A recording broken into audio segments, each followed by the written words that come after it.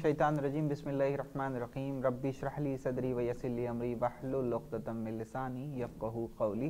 अल्लाहुम्मा सल्लि अला मुहम्मद व आलि मुहम्मद। मौजूद नाज़रीन, अस्सलामु अलैकुम व रहमतुल्लाहि व बरकातुहू। आप देख रहे हैं चैनल केयर इस्लाम हुसैनी चैनल। मैं हूं आपका मेज़बान ज़ैन रिज़वी।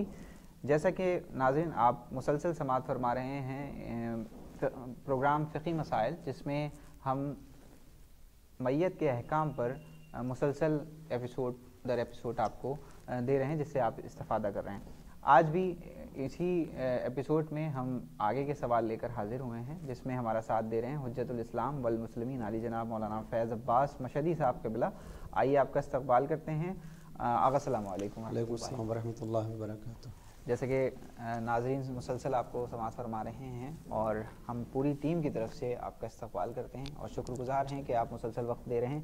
हम चाहेंगे कि मोमिनीन से आप हम कलाम हो लें, उसके बाद फिर हम जो आज का सवाल है वो शुरू कर सकें। औज़ु बिल्लाहि मिनश्शैतानिर्रजीम बिस्मिल्लाहिर्रहमानिर्रहीम अल्हम्दुलिल्लाहि अहलिही वस्सलातु अला अहलिहा। मैयत के अहकाम हाजिर हैं आपकी खिदमत में।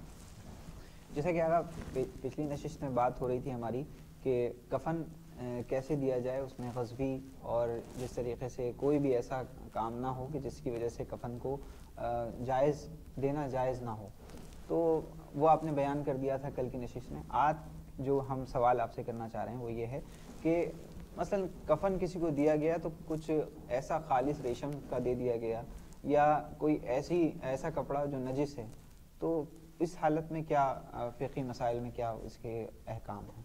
असन तो मैं पहले वजाहत कर दूं कि बहुत से लोग ये सोच रहे होंगे भला रेशम का कफ़न कौन देता है, नजिस कफ़न कौन देता है।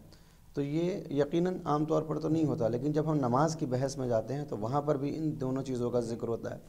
और जब कफ़न की बहस पढ़ते हैं तो तौज़ीहुल मसाइल में हमें इसके मसाइल नज़र आते हैं, लिहाजा हमें ज़हन में रखने चाहिए। लिहाजा फरमाते हैं आयतुल्लाह अल-उज़्मा अस-सिस्तानी, मसला नंबर 568।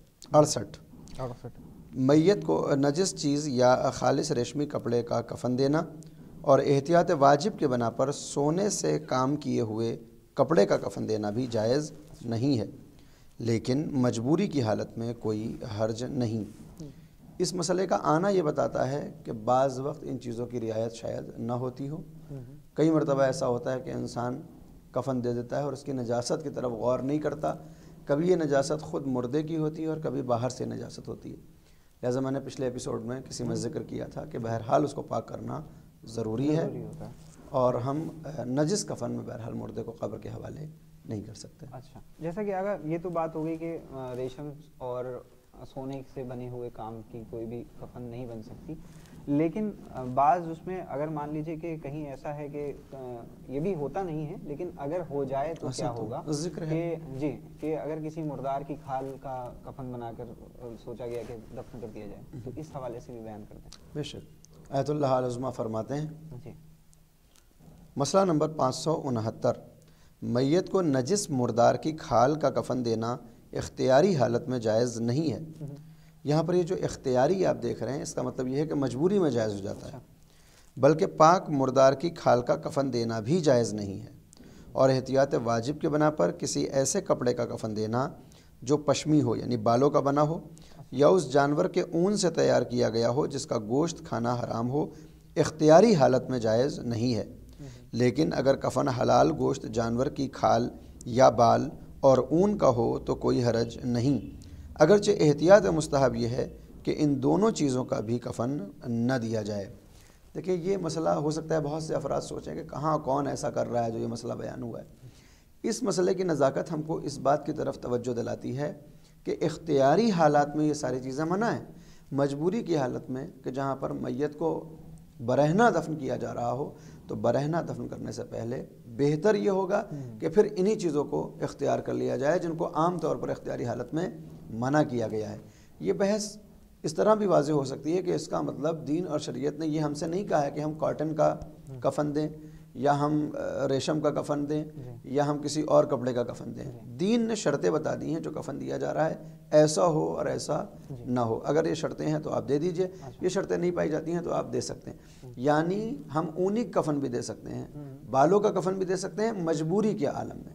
اگرچہ وہ حلال گوشت ہونا چاہیے۔ اچھا۔ مسئلہ ابھی تک رکا ہوا ہے، آپ حضرات دیکھ سکتے ہیں، اس کو غور کر سکتے ہیں اور ملاحظہ فرما سکتے ہیں کہ ہمارے جو مراجع کرام ہوتے ہیں کتنے دقیق ہوتے ہیں کہ مسئلے میں وہ تمام چیزوں کو مد نظر رکھتے ہیں۔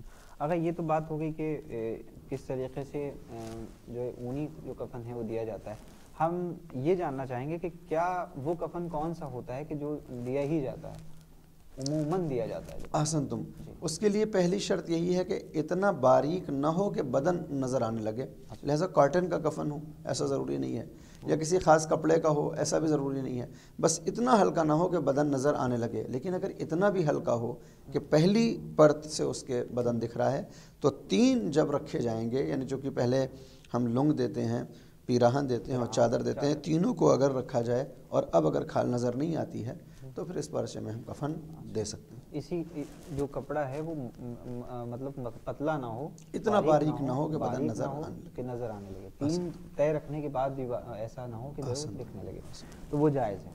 اچھا آغا، بہت بہت شکریہ آغا، کیونکہ وقت ہمارے پاس نہیں ہوتا ہے، بہت مختصر سوال لے کر حاضر ہوتے ہیں، اور شکر گزار ہیں ناظرین کی طرف سے اور پوری ٹیم کی طرف سے، اور کل کی نشست میں پھر حاضر ہوتے ہیں اس کے آگے کے سوال لے کر ہم سے انشاءاللہ۔ تو ناظرین، یہ تھے حجت الاسلام والمسلمین علی جناب مولانا فیض عباس مشہدی صاحب قبلہ، جو کہ اس وقت ہم سے بات کر رہے ہیں فقہی مسائل کے حوالے سے میت کے احکام میں۔ آج کی جو بحث، آج کی جو گفتگو تھی، اس میں ہمارے ساتھ بات ہو رہی تھی کہ کفن کے حوالے سے بات ہو رہی تھی، جس میں آپ استفادہ کر سکتے ہیں آیت اللہ العظمیٰ سید سیستانی دامت برکاتہ کی توضیح المسائل سے۔ اس کی ایک مخصوص ویب سائٹ بھی ہے sistani.org، جس پر آپ جا کر اپنے مسائل دیکھ سکتے ہیں، اور اگر آپ اس چینل کو دیکھ رہے ہیں یوٹیوب پر تو ضرور اسے سبسکرائب کر دیں اور لوگوں تک اس میسج کو، اس سوالوں کو جو آگے کی طرف سے آپ کو جواب دیے گئے ہیں ان کو پہنچائیں، لوگوں کو اس سے آگاہ کریں۔ اپنے دیکھتے رہیے پروگرام فقہی مسائل، پھر حاضر ہوتا ہوں انشاءاللہ۔ والسلام علیکم ورحمۃ اللہ وبرکاتہ۔